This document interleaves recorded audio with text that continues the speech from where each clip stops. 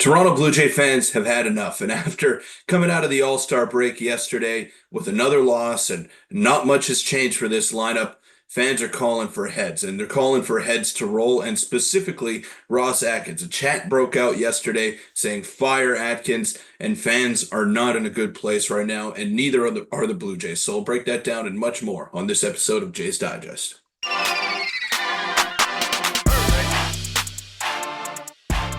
What's up, Jays fans? I'm your host, Peter Vryonis, alongside host Nick Gosse. And yesterday was not the start that we were hoping for the second half with the Toronto Blue Jays. And obviously, this season is lost already, but at the end of the day, we're still fans and we still want to see this team perform. We still want to find silver linings to take away from this dreadful season that we've been witnessing. And, there just hasn't been much to take solace in if you're a Blue Jay fan. And they're calling for change. I'm calling for change, Nick. We've been clamoring for it for the longest time now, and the trade deadline is approaching. It's right around the corner, and the Blue Jays are going to have to make some serious changes, whether it be trading away expiring deals, whether it be shifting the focus of the core altogether, and that means maybe entertaining a Bichette trade, maybe looking at trading another high price contract. We truly don't know what the direction is going to be, but we do know that some serious changes need to be made. And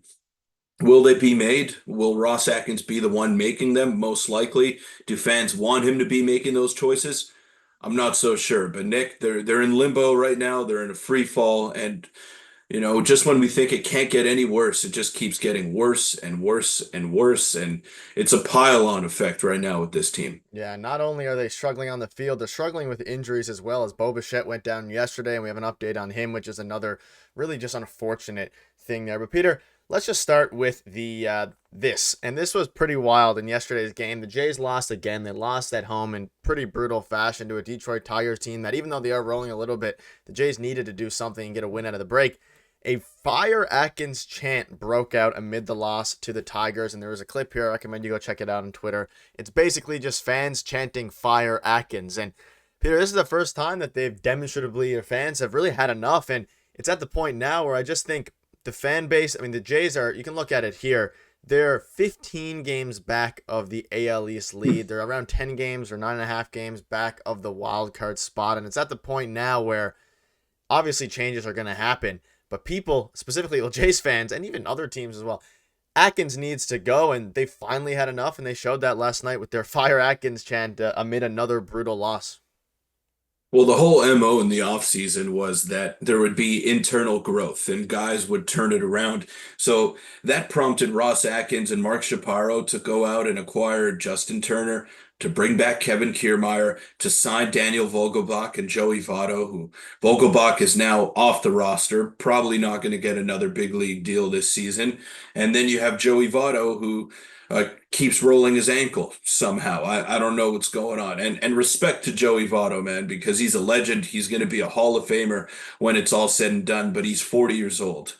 So I don't know if that was the answer in the offseason. And honestly, I want to see him at this point because it would add a bit of excitement. And just to see him in a Blue Jay uniform, which is something that most Canadian baseball fans have been dreaming of for the longest time, although probably a few years too late, but still, we'd like to see Joey Votto. And the whole thing with me is that there just wasn't enough done in the offseason by Ross Atkins and the rest of the front office. And they got a little bit arrogant, in my opinion. They were arrogant to believe that the fans would buy in yet again to this team. And that's what's happening here. We're really starting to see the frustration boil over with the fans that are going to the games. And we're seeing people not renewing their season tickets for next year, which would be a really big problem and could lead to some firings because at the end of the day, making money is the number one priority. It's a business.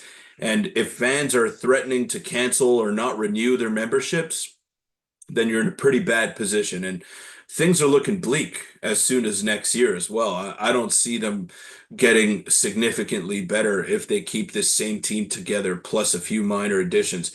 I don't know who's out there that can turn this whole thing around. I don't know if there is anyone out there that can turn this whole thing around, but it's just been disappointment after disappointment, and fans are really starting to be heard right now. I guarantee you that Rogers is not happy about what's going on in those stands over there. Yeah, and obviously the deadline, which is in now 10 days from the time of recording, is going to hopefully play big into the future of this team. But if you told me back in March, right before the season started, that through however many games we are into this season now, almost 100 games, they're last in the AL East and just not even competing for a playoff spot, then I mean, I would have been surprised, but like you said, you look at the additions they made, and they were hoping for growth. Vladdy had some internal growth this year, which is good, but Bichette, who we'll get into now in a second, he had a big, major, not necessarily, a pretty big fall off this year, obviously due to a lot of injuries, but the starting pitching staff as well, like everyone they expected to do well and improve, it would have been hard for them to continue. And you look at Bichette's year here, I'm going to attribute some of it to injury, most of it to injury, because he's been so consistent throughout his entire career, as he injured himself once again yesterday. And Peter, there's a very good chance, we'll probably have another video on this in the future,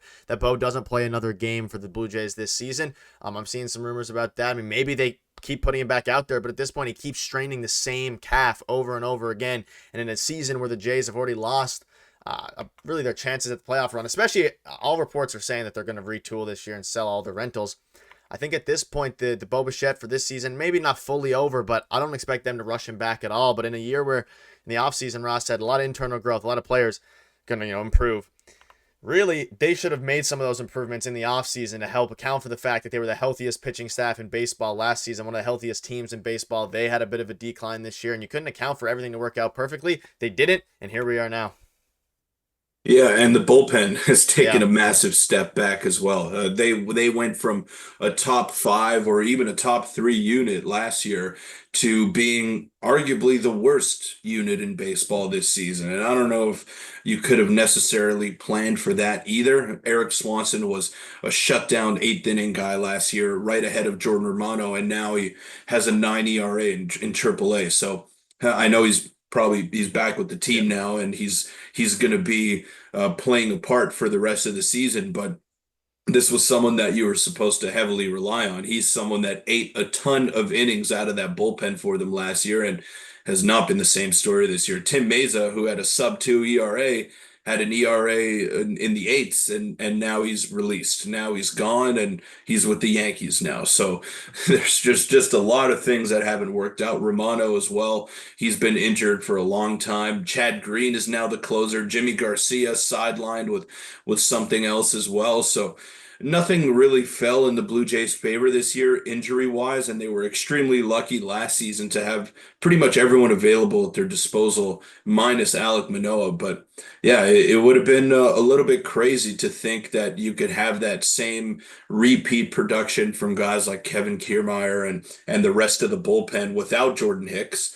And again, just a sign of arrogance by the front office.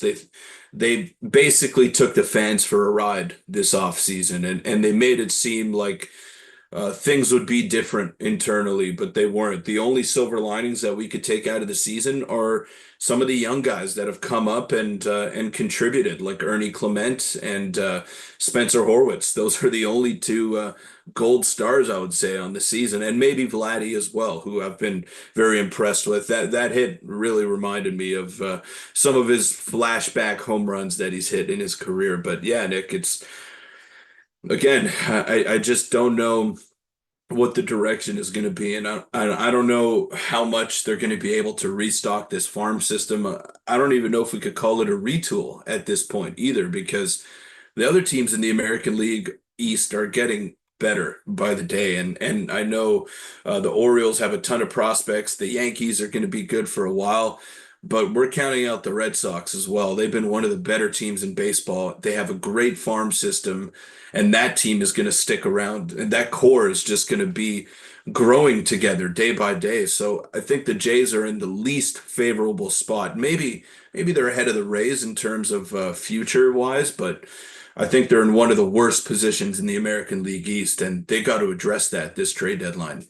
Yeah, and we're going to cover you all the way through the trade deadline, but hopefully, I mean, Peter, for the first time in a while, at least since really a long time, the Jays are sellers since 2019, so it's going to be an interesting deadline to keep track of, and hopefully they can make some good moves that at least show some excitement for the rest of the season, because like you mentioned, Vladdy, Horwitz, a couple of younger guys, Clement, even though he's not even that young anymore, he's like 29, or was it the only silver linings. But I'll wrap it up.